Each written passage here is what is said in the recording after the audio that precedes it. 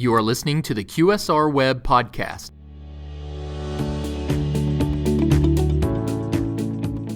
Hello again, and welcome to the QSR Web Podcast, Waning Days of 2019 edition.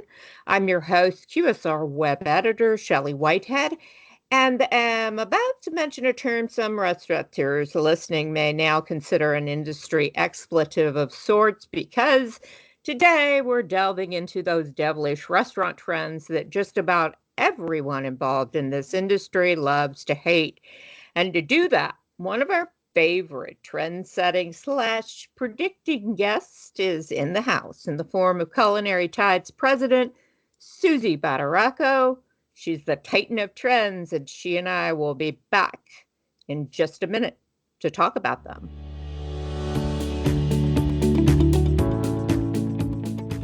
The Interactive Customer Experience Association's mission is to connect B2C brands to technology that elevates the customer experience.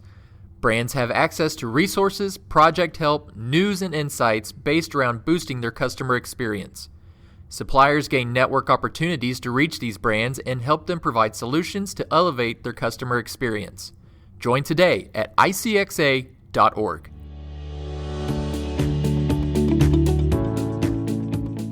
Well, you kind of knew this show was coming since it's nearing the end of 2019, and it's almost written in blood that all restaurant websites shall do an end-of-year trends report. The QSR Web Podcast was certainly not going to be an outlier on this one, but we do hope to approach the topic a little differently than just restaurant trends per se this year. After all, the nouveau truffle of the moment liquor mixer so madly sought by, shall we say, slower restaurant service models are really not possible within the speedier confines of the QSR. And that's what we really want to focus on today, thanks to the insights of our guest, Culinary Tide's president, Susie Badaracco. And welcome, Susie. Thank you. Great to be here. Oh, I'm delighted to have you here. So let's dive right in. And really, as a food trend predictor and watcher, I'm wondering how you'd say true QSRs, the McDonald's and Arby's of the world, are doing as far as being innovative about their menus. Are they leading, following, just not participating? It depends on the personality of which one we're talking about. So McDonald's, for example, they've made it clear they absolutely never want to start a trend. What they want to do is they want to interpret trends for the masses. Arby's definitely walks to its own little drummer as an example, which I absolutely love about them. So it's not really about leading a trend or following a trend. What they want to do is they want to be doing it better than the next guy. Gotcha. So how do you do that in QSR-dom?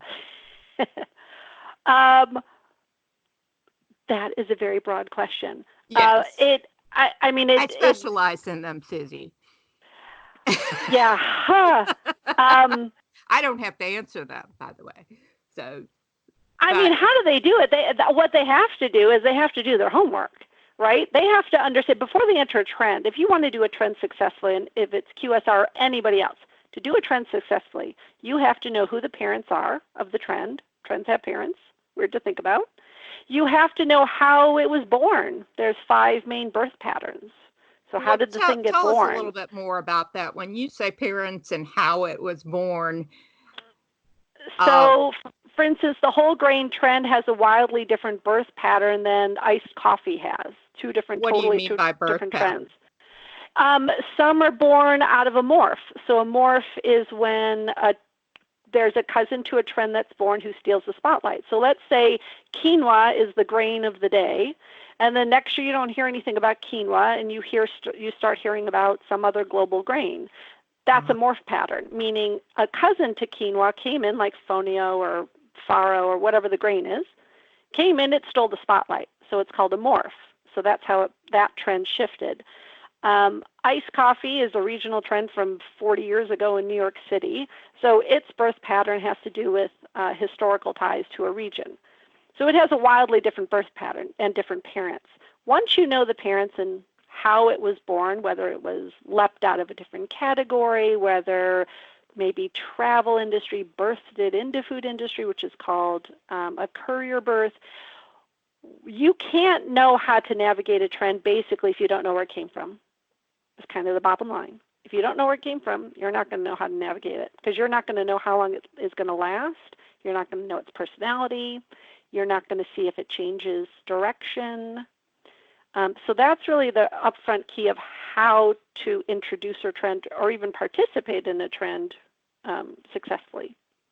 That's really cool. So kind of what QSRs want to do then is almost try to morph on a trend.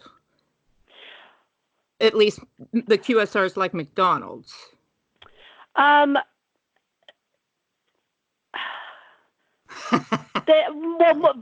a morph would be causing a whole new birth.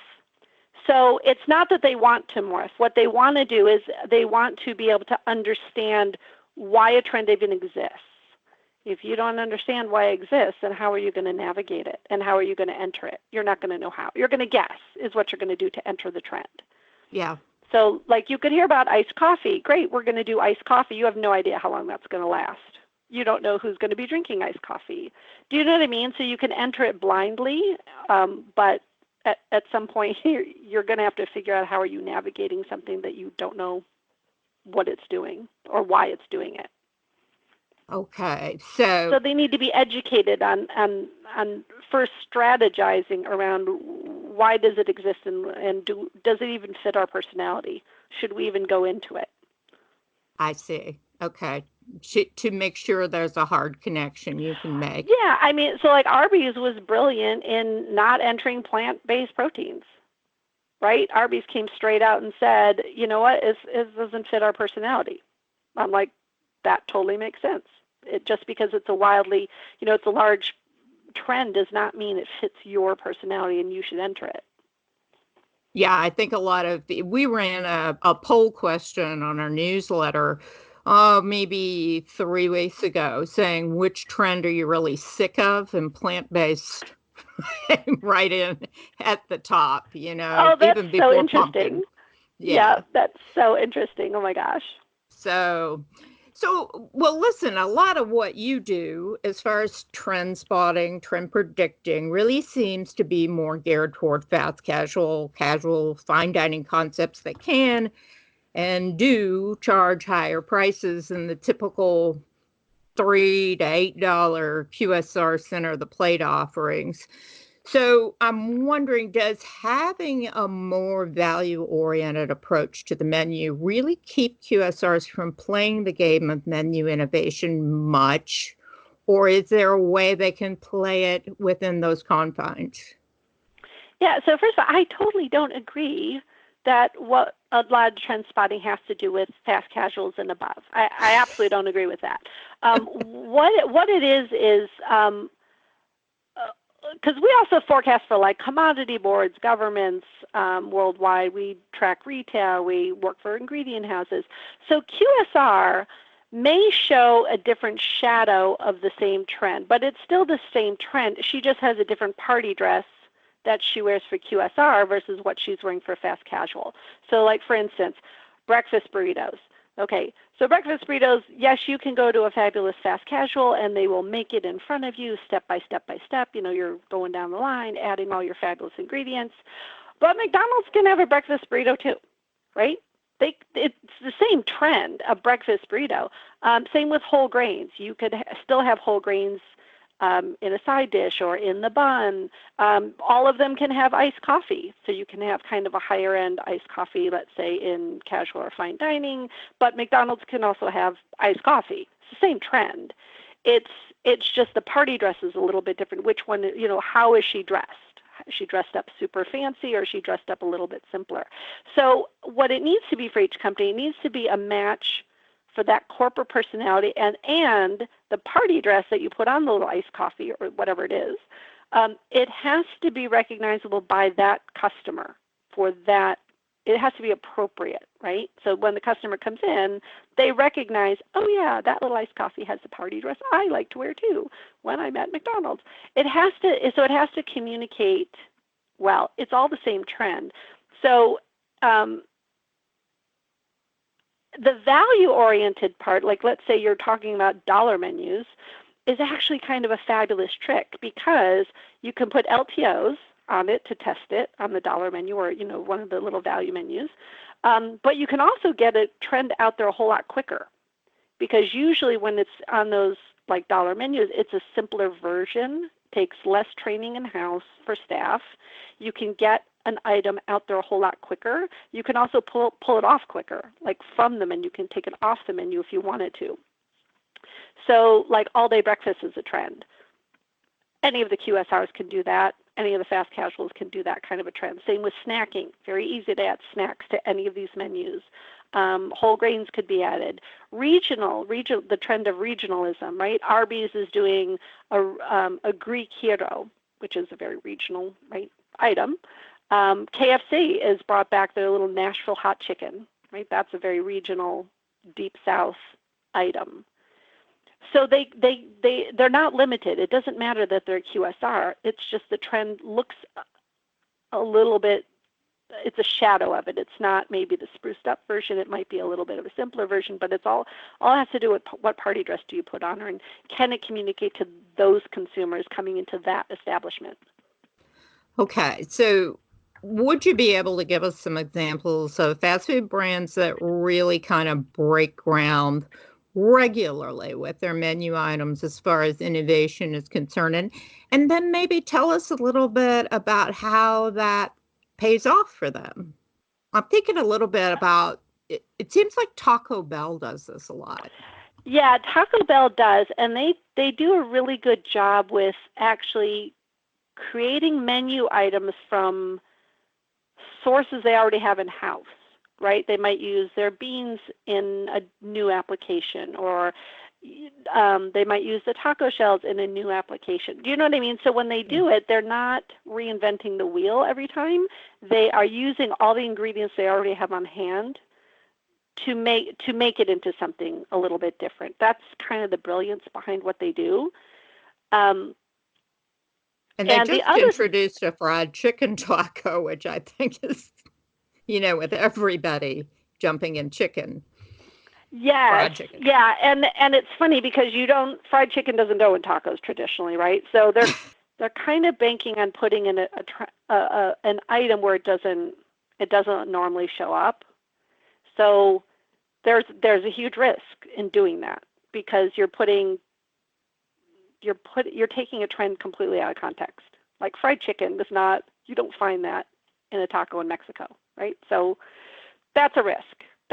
So we'll see if that pays off, if consumers think that's a good idea or not. But that's more of like a fusion where they're taking two totally different things that don't go together, and they're banking on it going together. Yeah. So that is a risk. And Taco Bell likes to take risks. So that, would kind of fit their personality. And I'm sure they have a strategy for if that doesn't catch on, then I'm sure they have an exit strategy around that. It makes more sense that KFC did it, right? KFC going with Nashville hot chicken and hot chicken wings, that makes sense. Yeah. Their customer base, like if you're going out for fried chicken, are you more likely to go to a KFC or are you more likely to try and go to a Taco Bell? Probably more likely to go to KFC or a Popeyes, right? Sure, yeah. We don't know what Taco Bell consumers are going to do with that idea. But that is a company that is a risk taker. Arby's comes again, and bring them up again. They do meat and they do it very well. They come out with a lot of innovative products like their Hero line in the sandwiches, but it still very much makes sense. A Hero is a sandwich and it is Greek and it is meat-based. That is what Arby's does. That's why what they do makes so much sense, and they execute it well. McDonald's, for example, is not a huge risk taker, which is fine. And so when they come out with something, they do a whole lot of research before they even enter into like a new idea, and they want to make sure the trend is like long-lived. Whereas other brands kind of hop in and out, are a little bit more risk-taking. Like Wendy's right now has been going through months of work coming out with breakfast. Yeah. They kind of tried it once. They pulled it off. Now they're trying it a second time, but they want to get it right? So Wendy's is a very thoughtful brand that If something doesn't work, they go back and say, was it us? Or was it, did we just not execute it right? Or was this really a trend that wasn't good for us? And they'll go back, and that's why they're coming out with breakfast a second time, because it is a good trend. They just had executed differently than the first time they had tried it. Yeah, they really have determination on that end of things. Yeah, and I trust they will figure it out, because they are another one that they're quite thoughtful before they come out with something. Well, now for QSRs, we've been talking about center of the plate. Is that center of attention for menu innovation, or do you see there some real potential in other areas of the menu, like sides and desserts and snacks and even drinks? Yeah, no, there's a lot of potential. Like, some of the brands were very smart to go forward with, like, iced coffee, for example, and the beverage trend. So now, instead of going to a, more of a coffee house, you could get your breakfast with your iced coffee all in one location, right? So things like that can be really drivers. Like, if you specialize in a little hand apple pie, that consumer knows, I have to go to this brand to get my little apple pie. Yeah. Or, KFC is known for their mashed potatoes. If I want mashed potatoes, I'm going to go to KFC. That's where I'm going to go. So there is a great potential for sides, desserts, beverages, etc. The question is really corporately. The question is really, how is the company treating them? Are you treating those like the favorite child, where you are promoting them, you are offering them in combination with something else, or are they kind of the wallflower? They're fabulous, but you don't pay any attention to it. They're the wallflower. So it's really up to how the corporation sees the sides, the desserts, snacks, and beverages, because they can easily be rock stars. They can drive the purchase. They could complete, yeah, like I said, if you have that mashed potato or that little hand pie or whatever it is, that can back into them buying the full meal to get that side or that dessert or whatever it is. So, yeah, it's really, that's why I say it's really more about how are you treating them. Is it the favorite child, or are you ignoring it? It's just a little wallflower sitting there nobody's really paying attention to, but it's fabulous. In the realm of potentials and sides and beverages, what do you really think has super potential for QSRs in the year ahead? I think one thing all of them potentially have in common, one type of a trend that sides, desserts, snacks, etc. have in common, is it would be smart to make sure they are tied to either a region or a time in history. For instance, if let's say the side dish is, I'm just making this up, let's say the side dish is, black beans, whatever the side is. I would tie it to a part of the world. I would say it's Peruvian, or I would make sure it's a part of Mexico, or maybe it's a cold salad, so it's coming from Italy. Same with desserts. Desserts cannot just be chocolate cream pie. The dessert needs to be, it's coming from, it's Mexican chocolate, or it's coming from New England as the tail end. You have to tell a story behind the items. If there is no story behind any of these items, then it has a greater likelihood it's just going to fall flat. There will be no driver to cause the consumer to buy it. It has to be interesting. It has to come with its own. It has to have a story. Yeah, it has to have a story. So that's why you either tie it to a region of the country or region of the world, wherever that recipe came from, or you tie it to a time in history. That's so, for neat. Instance, so give me an example of that.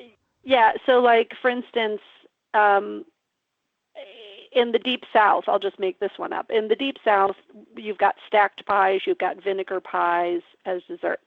Those are pies that came out of either wartime eras or Depression era pies. They are tied to a time in history. That's why I know some of these places, obviously, a lot of them don't serve alcohol, some of them do. But that's why all the retro cocktails are back from the 50s and the 60s. The brown spirits like whiskey is back. They are all tied to a time in history, a comforting part of history. That, we got through that part, we can get through all our troubles now. So a time in history can also be, it could be, some crazy marshmallow thing coming out of the 70s if that was appropriate. But if you can't tie it to a time and space, like a location, a regional location, tie it to a time in history. But that's why, quote, retro desserts are coming back. They're not necessarily tied to a location, they're tied to a time. That's really interesting, and it kind of makes the wheels of your imagination turn quickly. If you could give a couple of suggestions to QSR leaders about menu innovation as they move into the next year and as it relates to food trends, what would they be? So the three general ones I always love to give are when you're looking at any of the food trends coming up, know the birth and life cycle of that trend prior to deciding to enter it so you can foretell how to navigate it. Number two, can I stop you there? Sure. Give me an example. Like you were talking about, iced coffee came from New York 40 years ago, right? Yeah. So why does knowing that help me design something that's a spin-off or some way related to iced coffee now for my QSR? So if you know the birth and the life cycle of a trend, you know how long this thing is going to last. You can then plan strategically how are you going to enter the trend and how are you going to navigate it. So I'll give you like a diet trend as an example. So years ago we had the Atkins diet, right? Everybody and their brother was going into the Atkins diet. It literally died in a year, in and out, up and down, done. Companies lost their shirts over. Even Atkins himself declared bankruptcy over the whole thing, and that's the company that started the trend. So picture entering a trend like that, or even like the unicorn trend, so there was like unicorn trend where everybody was doing silly beverages and desserts. That was done in less than a year. So if you're looking for a trend and you don't know that thing is going to be killed in 6 months, and you enter it, and that could completely ruin your strategy around it. You could lose a lot of money, not understanding that is a short-lived trend. It's going to be dead in 6 months or a year. That's why you have to, iced coffee is not going anywhere. So that is a long-lived trend that has a lot of girlfriends, because trends can have girlfriends. The more girlfriends of other trends it has, the longer it's going to live. Unicorn has no friends. It is high sugar. It is artificial colors. It's high calorie. It's fun, but it's against every other health trend consumers want. That's why it doesn't last very long. It's fun, flirty, and it's dead in about 6 months or a year. So that's why you have to know, where did this thing come from? How long is its life cycle? Otherwise, you won't know which ones to enter and which ones no. You'll just be shooting a dart at a blank wall. I see. So I interrupted you. You had two more things on your list. Yeah, so the other one is, I always say, neither love nor hate a trend, because emotions will fog a trend's true pattern, and you may be blindsided when it shifts, and it will always shift.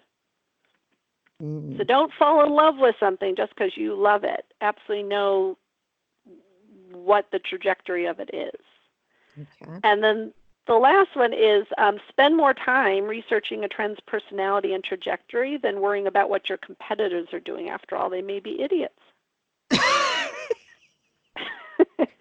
You don't want to follow them I can almost off a bridge. Hear people in the audience going, yes, they are. They are, right? You don't want to follow them off a cliff. No. I mean, it's good to watch your competitors, of course. That is smart. But you have no idea what their strategy is or why they're doing what they're doing. So spend more time smartly researching what the trend is doing itself, and that's how you'll know how to navigate it for your own company. Awesome. So before I let you go, I want to check with you to find one thing you'd most like to see fade out of trendiness on the QSR front, and then one thing you'd most like to see start appearing on the menus. Oh, so that one's such a hard one. Okay, so for sure fading out is, absolutely, the unicorn thing needs to just go away. It just needs to go away. But you know what I would also honestly like to see fade out? It will never fade out, but I want it to fade out. I want companies to stop jumping on diet trends or ways of eating that villainize entire food groups.